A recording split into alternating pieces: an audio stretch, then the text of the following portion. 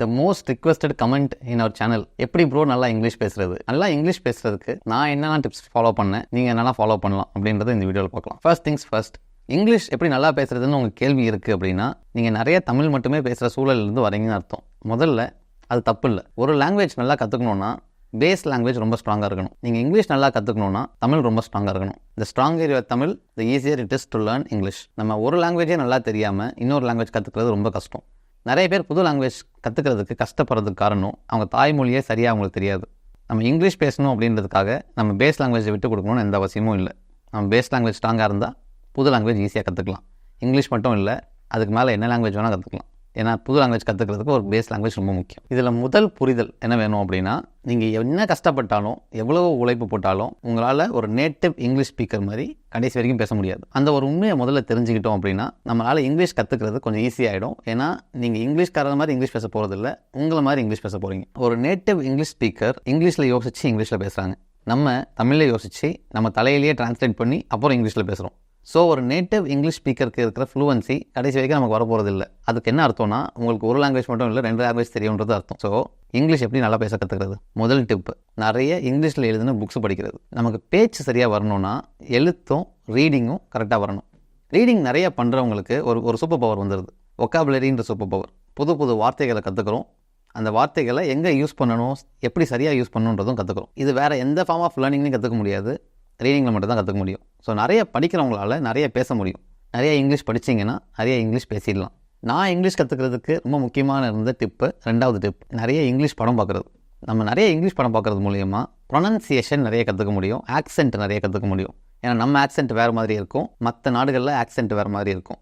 அந்த வார்த்தையை எக்ஸாக்டாக எப்படி ப்ரொனவுன்ஸ் பண்ணுறது அப்படின்றத மூவிஸ்லேருந்து தான் கற்றுக்க முடியும். மூவிஸ் பார்க்குறதுனா சும்மா மூவிஸ் பார்க்காம சப்டைட்டில்ஸோட மூவி பார்க்கலாம். எந்த இடத்துல எந்த வார்த்தை யூஸ் பண்ணுறாங்க அப்படின்றத சப்டைட்டில் பார்த்து கற்றுக்கலாம். ஏன்னா நம்ம ஏற்கனவே நிறைய புக் படிப்போம் அப்படின்றதுனால சப்டைட்டில்ஸ் படிக்கிறது ஈஸியாகிடும். அதனால தான் நான் ரீடிங்கை ஃபஸ்ட்டாகவும் மூவிஸை செகண்டாகவும் சொல்கிறேன். நிறைய படிக்கணும், அதுக்கப்புறம் நிறைய பார்க்கணும். 3வது, நிறைய கேட்கணும். Listen to a lot of podcast, முக்கியமாக இங்கிலீஷில் இருக்க பாட்காஸ்ட். நிறைய இங்கிலீஷ் பாட்காஸ்ட் கேட்குறது மூலயமா ஒரு விஷயம் நடக்கும். என்ன அப்படின்னா, நீங்கள் இங்கிலீஷில் யோசிக்கிறதுக்கு சப்போர்ட் பண்ணும். நமக்குள்ளே ஒரு குரல் ஒழிச்சிக்கிட்டே இருக்குல்ல, அந்த குரலை இங்கிலீஷில் பேச வைக்க முடியும், provided you listen a lot. ஏன்னா உங்ககிட்ட கேட்டுக்கிட்டே இருக்குது. ஸோ கேட்குறதே உங்களுக்கு இங்கிலீஷில் கேட்க வைக்க முடியும். படிக்கிறதோ மூவிஸோ அதை செய்யாது, but listening can help you do it. 4வது, நிறைய இங்கிலீஷ் கமெண்ட்ரி கேட்குறது. உங்களுக்கு ஸ்போர்ட்ஸ் நாலேஜும் அதிகமாகும், உங்களுக்கு அந்த ஸ்போர்ட்ஸ்மேன் ஸ்பிரிட்டும் நிறையா வரும். அதே நேரத்தில் கமெண்ட்ரி கேட்ட மாதிரியும் ஆச்சு, இங்கிலீஷ் கற்றுக்கிட்ட மாதிரியும் ஆச்சு. ஆக்சுவலாக நிறைய ஸ்போர்ட்ஸ் பார்க்குறவங்களே ஓவர் பீரியட் ஆஃப் டைம் நல்லா இங்கிலீஷ் பேச ஆரம்பிச்சிடுறாங்க, என்னோட எக்ஸ்பீரியன்ஸில் இருந்து. 5வது, நிறைய இங்கிலீஷ் பேசுகிறவங்க கூட சுற்றுறது. நம்ம யார் கூட இருக்கமோ அது மாதிரியே ஆகிடுவோம். இதுக்கு ஒரு சூப்பர் டிப்ஸ் சொல்கிறேன். உங்கள் கூட ஒருத்தன் இருப்பான், அவனை எல்லாரும் பீட்டர்னு கலாய்ப்பாங்க. அவன் மற்றவங்களுக்கு கேலி பொருள், ஆனால் உங்களோட ட்ரம்ப் கார்டு அவன் தான். அவன் கூடயே சுற்றுங்க, நீங்களும் நல்லா இங்கிலீஷ் பேச ஆரம்பிச்சிருவீங்க. Attend conferences that only has English speakers. இது இன்னொரு முக்கியமான ட்ரம்ப் கார்டு. என்னென்னா, நம்ம இண்டஸ்ட்ரி நாலேஜை வளர்த்துக்கணும்னு நம்ம நினைப்போம். நம்ம எந்த இண்டஸ்ட்ரியில் வேணால் இருக்கலாம், ஆனால் அந்த இண்டஸ்ட்ரியில் நிறைய கான்ஃபரன்சஸ் நடக்கும். அந்த கான்ஃபரன்சஸ் இங்கிலீஷ் லாங்குவேஜில் இருந்ததுன்னா அந்த இண்டஸ்ட்ரியில் உங்களுக்கு ஏற்கனவே அறிவு இருக்குன்றதுனால இங்கிலீஷில் என்ன பேசினாலும் உங்களுக்கு புரியும். எக்ஸாக்டாக நம்ம இண்டஸ்ட்ரி பற்றி தான் பேசுகிறாங்கன்றதுனால. ஸோ இங்கிலீஷும் வளர்த்துப்பீங்க, உங்கள் இண்டஸ்ட்ரி நாலேஜும் இன்னும் வளர்த்துப்பீங்க. ஒரே கல் 2 மாங்க. கடைசி டிப்பு, இங்கிலீஷே வரலனாலும் இங்கிலீஷில் பேச ஆரம்பிக்கிறது. நமக்கு பேச பேச வந்துடும். நம்மளை நிறைய பேர் ஜட்ஜ் பண்ணுவாங்க ஆரம்பத்தில், அதை பற்றி பெருசாக கவலைப்படாதீங்க. ஏன்னா இந்த வருஷம் உங்களை ஜட்ஜ் பண்ணுறோம், அடுத்த வருஷம் ஜட்ஜ் பண்ண மாட்டான். ஏன்னா நீங்கள் அவனோட எங்கேயோ வளர்ந்து போயிருப்பீங்க. 10 வருஷத்துக்கு முன்னாடி ஒருத்தங்க உங்களை ஜட்ஜ் பண்ணியிருந்தாங்க அப்படின்னா இன்றைக்கி அவங்க உங்கள் பிக்சர்லேயே இருக்க மாட்டாங்க. ஏன்னா நீங்கள் அதை அவுட்க்ரோ பண்ணி வெளியே வேறு எங்கேயா வந்திருப்பீங்க. அவங்க இன்றைக்கி உங்கள் லைஃப்க்கு இரலவெண்ட்டாக இருப்பாங்க. கொஞ்சம் பேர் தான் அட் அ பாயிண்ட் உங்கள் லைஃப்பில் ரெலவெண்ட்டாக இருப்பாங்க. ஸோ ரெலவெண்ட்டாக யார் இருக்காங்களோ அவங்க ஜட்ஜ் பண்ணுறாங்க அப்படின்னா அந்த பாயிண்ட்டில் மட்டும் தான் ஜட்ஜ் பண்ணுறாங்கன்றது தெரிஞ்சுக்கணும். நம்ம அடுத்த வருஷம் சேம் ஜட்ஜ்மெண்ட் சேம் பீப்புள்கிட்டேருந்து வராது.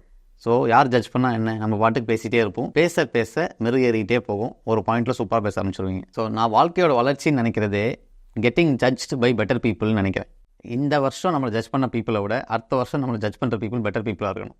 அதுதான் ஆக்சுவல் க்ரோத். ஸோ இன்றைக்கி உங்களால் இங்கிலீஷ் பேச முடியலன்னு ஜட்ஜ் பண்ணுறாங்கன்னா நாளைக்கு உங்களை இங்கிலீஷ்கார மாதிரி பேசலன்னு சொல்லிட்டு வேறு யாராவது ஜட்ஜ் பண்ணுவாங்க. அது ஓகே.